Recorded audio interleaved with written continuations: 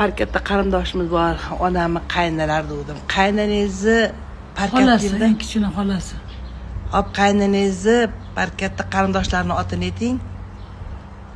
Asal buvi kim? Asal buvi, o'g'illari Nosir tog'a, kelinlarning oti Zuhra, ularni bolalari qizini bilaman Do'ra, o'g'lining oti Robit.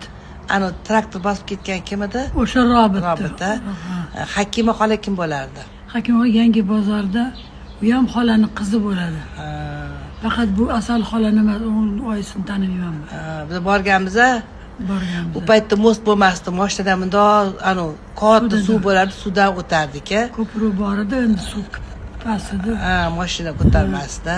10 tarafga ketaverib, lekin tag'in o'ngga tepaga chiqilardi. Pistazor. Eshik dumini pistazorlar bor edi.